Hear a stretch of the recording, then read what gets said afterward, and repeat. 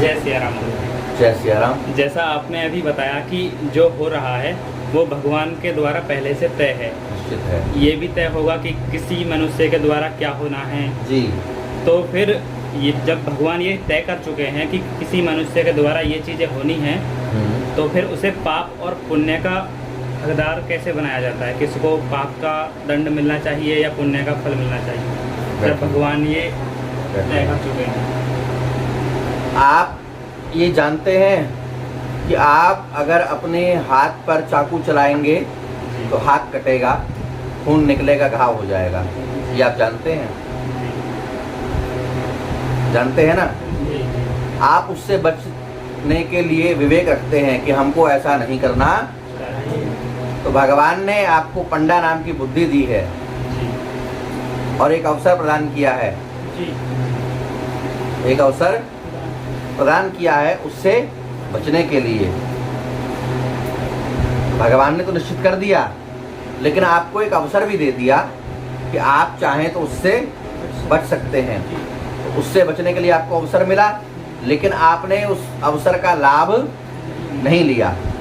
अवसर का उचित लाभ न लेने के कारण पाप और पुण्य के चक्कर में आपको पड़ना पड़ गया।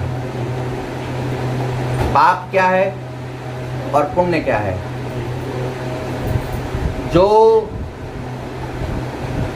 मनुष्य है, जीव है, मनुष्यों के लिए जो विधान है विधि निषेध का, श्री ब्रह्मा जी के द्वारा, श्री मनु महाराज के द्वारा विधि निषेध तय किया गया कि मनुष्यों को ये कर्म करने चाहिए, ये कर्म नहीं करने चाहिए, और कर्म करने के आधार पर वो प्रारब्ध को, भावी को परिवर्तित कर सकते हैं। पूर्व के समय में ये कहा गया, निवेदन किया गया। तो जब आपके पास ये अवसर है कि आप उसको परिवर्तित कर सकते हैं और आप प्रयास नहीं करते,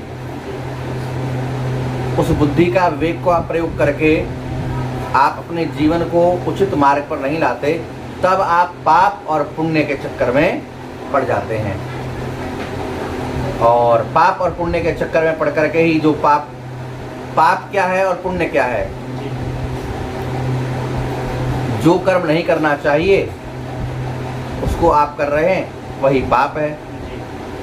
कर्तव्य का त्याग और अकर्तव्य कर्म को करना, यही पाप है, जिसका परिणाम मनुष्य के जीवन में दुख है। पाप का परिणाम क्या है? नरक।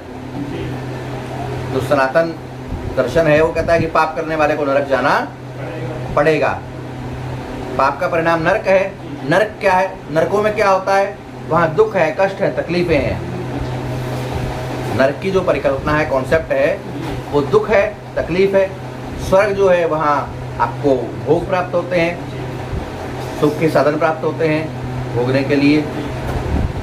तो जब आप अकर्तव्य कर्म करेंगे, नहीं करना चाहिए, आपको मालूम है किसी की हत्या कर देंगे तो आपको उम्र कैद हो सकती है, फांसी की सजा हो सकती है। लेकिन ये जानते हुए भी बुद्धि विवेक का आपने प्रयोग नहीं किया और हत्या कर दी, तब आपको ये कहने का अधिकार नहीं है कि भाई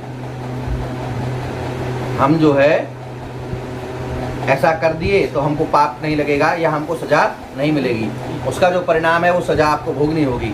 ऐसे ही बुद्धि विवेक का प्रयोग करके पाप से आप बच करके पुण्य की ओर अग्रसर हो सकते हैं, जिससे पाप और पुण्य से बच सकते हैं। और बुद्धि विवेक का प्रयोग करके आप जो भावी है, प्रारब्ध है, उसको भी परिवर्तित कर सकते हैं।